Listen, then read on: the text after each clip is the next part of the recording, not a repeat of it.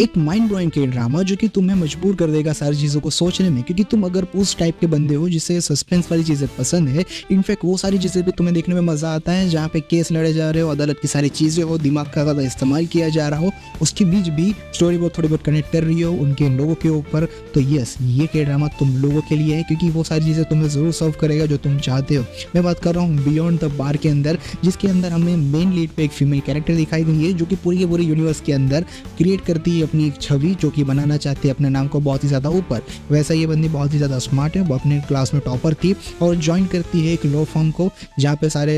कह सकते हो कि वकील अपनी ट्रेनिंग लेते हैं और अपने आप को परफेक्ट वकील बनाते हैं। वहाँ पे हमें एक सेकंड मेन कैरेक्टर देखने को मिलता है, मैं बताता चलूँ, मेरे को नाम ज़रूर याद नहीं रहते तो उसके लिए माफ़ी चाहूँगा, मैं किसी का भी नाम नहीं लेता हूँ। लेकिन वो जो सेकंड पर्सन है, जो main character second main lead use करने वाला है, वो उसकी ऐसे 10 साल बड़ा है। इनफैक्ट वो बंदा तलाकशुदा भी है और उसके लॉ फर्म के अंदर सबसे ज़्यादा काबिल कह सकते हो लॉयर हो तो यही बंदा है, और पूरे के पूरे सबके ऊपर ये बंदा भारी है, क्योंकि सभी लोग उसको तोड़ना चाहते हैं, उसे फेंकना चाहते हैं, उसे उस जगह से निकालना चाहते हैं, उसकी सारी कोशिश करते हैं, लेकिन फिर भी वो बंदा उसके ऊपर टस से मस नहीं होता और सबकी बैंड बजाता है। इनफैक्ट उसे ऑफर भी मिल चुका था उधर का मेयर, मतलब वहाँ का प्रमुख बनने की, लेकिन वो बंदा उसे ठुकरा देता है क्योंकि उसे पता है कि यहाँ पे ऑलरेडी काफ़ी सारी प्रॉब्लम्स हैं जिसकी वजह से वो बंदा फंस जाएगा। जिसके बाद उसकी अलग पर्सनल स्टोरी चलती है, हमारी मेन फीमेल लीड की पर्सनल अलग स्टोरी चलती है, उन सबके बीच हमारे दूसरे कैरेक्टर के साथ की कनेक्शन की अलग स्टोरी चलती है, और इन दोनों मेन कैरेक्टर के बीच भी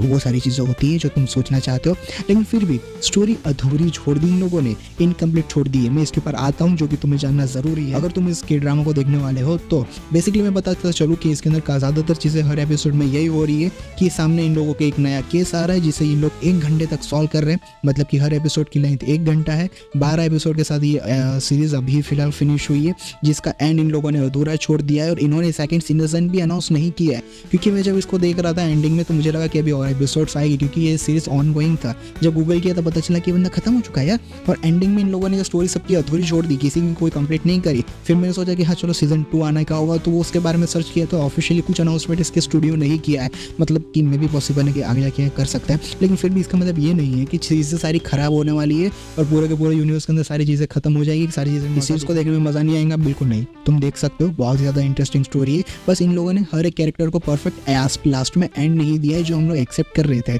और मे भी पॉसिबल है कि इन फ्यूचर में सारी चीज़ें इनको करेक्ट करें, और अगर नहीं करेंगे तो भी ऐसा छोड़ देंगे तो 50 चांसेस है कि हाँ अब तुम्हें दिमाग से चलाना पड़ेगा कि क्या चलने वाला है। बेसिकली ये लॉ फर्म के अंदर हमें सारी स्टोरी देखने को मिलती है, जहाँ पे मैंने तुम जैसा बताया कि इन दोनों मेन कैरेक्टर के बीच की भी स्टोरी देखने को मिलेगी, जहाँ पे मेन लीड है मेन, उसके ऊपर ज़्यादा स्टोरी में फोकस नहीं करती, लेकिन फिर भी वो हमारी फीमेल लीड से 10-15 साल ऊपर है, बंदा तलाकशुदा है, उसकी बच्ची शायद नहीं है, नहीं है शायद उसकी बच्ची वगैरह कुछ नहीं है, उसी को लेकर काफ़ी सारी बड़ी डिबेट इस सीरीज़ के अंदर होती है जो कि तुम्हें देखने में मजबूर करेगी। वैसे ये के ड्रामा के अंदर तुम्हें लव स्टोरी बहुत कम देखने को मिलेगी, लेकिन जितनी भी देखने को मिलेगी उतनी सेटिस्फाई होगी। इसके अलावा जो स्टोरी है तुम्हें अदालत के अंदर की जो जजमेंट है या फिर कह सकते हो केस की सॉल्विंग है जो एक लॉयर करता है उसके ऊपर ज़्यादा फोकस देखने को मिलेगी, जहाँ पे हमारे मेन लीड एक ट्रेनी एक नई आई है और उसे अभी तक लॉयर का कुछ भी एक्सपीरियंस नहीं है, लेकिन फिर भी वो अपनी होशियारी से अपने दिमाग की वजह से अपने आप को इतना साबित कर देती है कि यस वो लॉयर कहलाने के काबिल हो गई है, जो कि तुम सीरीज के अंदर देख पाओगे। और उसका कैरेक्टर डेवलपमेंट हमें पूरे के पूरे सीरीज के अंदर दिखाया गया है, क्योंकि फोकस में इन लोगों ने फीमेल लीड के ऊपर किया है ना कि मेल लीड के अंदर, लेकिन फिर भी इन दोनों के बीच का कनेक्शन दिखा दिया है, क्योंकि के ड्रामा उसी को कहते हैं जहाँ पे ये सारी चीज़ें दिखाई जाए और उन सारे ड्रामों को मैं अच्छे से प्रेजेंट करके दे।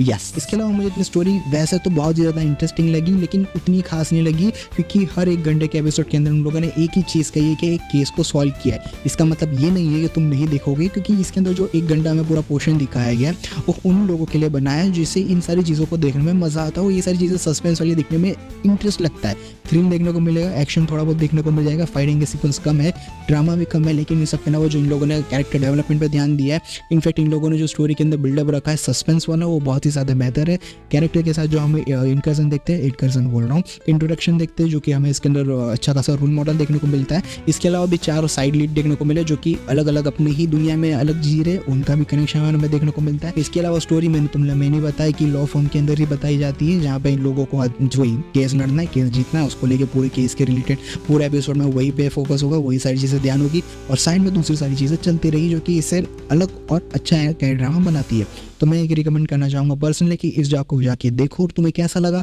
वो कमेंट सेक्शन में ज़रूर बताना। तब तक के लिए